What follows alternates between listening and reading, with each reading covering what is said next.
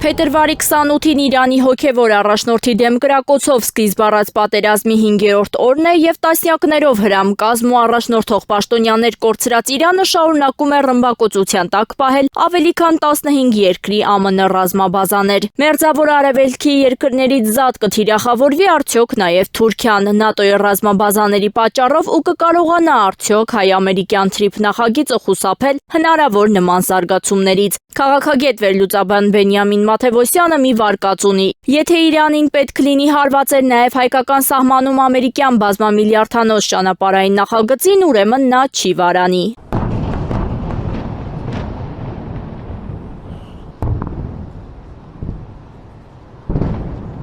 Հայաստանը պետք է դասեր քաղի մերձավոր արևելքի երկրներում այսօր տիրող իրավիճակից ու զարգացումներից։ Պետք է հասկանա, որ ոչ ԱՄՆ-ի դրոշի առկայությունը, ոչ էլ խոստացված ներդրումների մակարդակը անվտանգության երաշխիքներ չեն կարող լինել Երևանին։ Պարոն Մաթևոսյան, որոնք են այն կարմիր գծերը, որոնք հատելու դեպքում մերձավոր արևելքի երկրները կսկսեն արգելել ԱՄՆ-ին իրենց տարածքներում տեղակայված ռազմաբազաները օգտագործել։ Եթե մենք ելնենք այն իրողություններից, արաբական երկրները հիմա ավելի մոտ են երկու այլ տեսակ գործողություն իրականացնելու։ Ամենայն հավանականությամբ իրենք հիմա փորձում են կանգնեցնել պատերազմը առհասարակ, այսինքն ազդել Ամերիկայի Միացյալ Նահանգների վրա, որպեսզի արաբական երկրների տնտեսական խնդիրներից նաև ելնելով իրենք դադարեցնեն պատերազմական գործողությունները։ Կարծում եմ ձեր աշխովել են կասկլինի այն լուրը, որ Միացյալ Արաբական Էմիրությունները մեկ րոպեում $1 միլիոն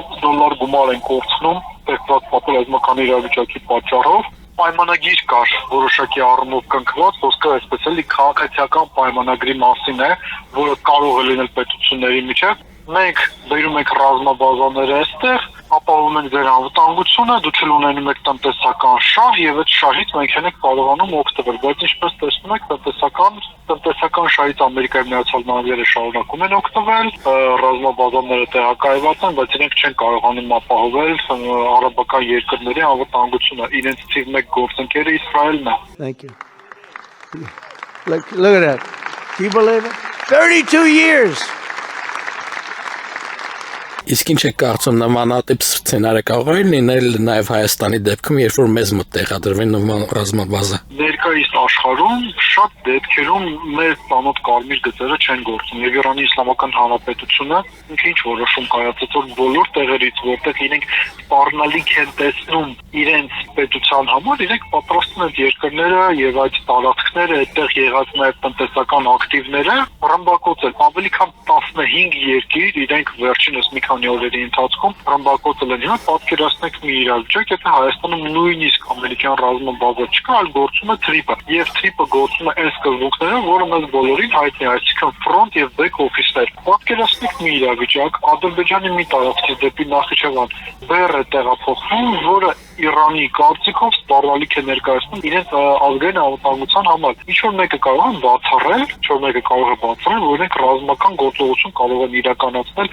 այդ բեռի դեմ։ Սա ուղղակի հասկանալու համար, թե ինչպես Հայաստանը կարող է հայտնվել ուղիղ թաթերաբեմի դերում, որտեղ բախվում են տարբեր աշխարհաքաղաքական շահերում։ Պետք է նկատել, որ Իրանը պատերազմի երկրորդ օրը թիրախավորեց ոչ միայն ամերիկյան ռազմաբազաները, այլև հարվածներ հասցրեց Դուբայի, Բահրեյնի, Աբու Դաբիի, Քաթարի, Քուվեյթի, Օմանի տուրիստական գոտիներին։ Սրանք լուրջ ուղերձներ են պարունակում։ Ստացվում է, որ միլիարդավոր դոլարների եկամուտները, միջազգային բիզնես պայմանագրերը եւ անգամ տնտեսական ակտիվությունը կամ ԱՄՆ դրոշի առկայությունը գործարանների կամ ռազմաբազաների վրա անվտանգային ռիսկեր չեն երաշխավորում, այլ ճիշտ հակառակը երկիրը դարձնում են ԱՄՆ-ի ձեռքի գործիք եւ փոխհրաձգությունների թիրախ։ Դրա պարզ օրինակներից է նաև 2022-ին Երասխում կառուցապատում մեկնարկած մետաղամշակման գործարանը, որի վրա Ադրբեջանի կողմից կրակ էին բացում։ Վիրավորվեցին 2 աշխատակիցներ։ Որոշում կայացվեց կառուցապատման մեկնարկը ազդարարող միջոցառում հայտարարել, վեր բարձրացնել ամերիկյան դրոշ ու դրանով ԱՄՆ-ի հետ միջազգային նախագիծը պաշտպանել Ադրբեջանից։ Արձանագրում ենք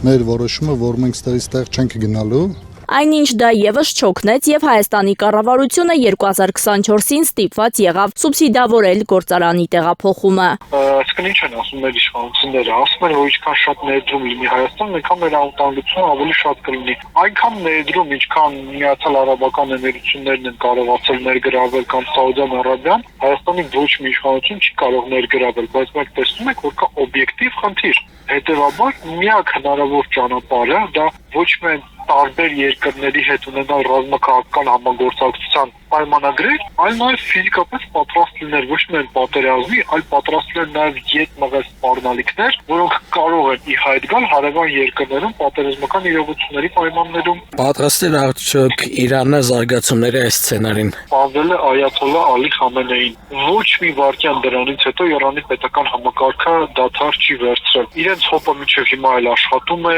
իրենք հարվածներ շարունակում են հասցնել, քաղաքական համակարգի փոփոխությունը թարմացումը եւս տեղի ունենում, ուստի մենք կարող ենք գալ տրամաբանական եզրահանգման, որ առնվազն սպասելի է իրանական կողմի համար այս տեսակ զարգացումը։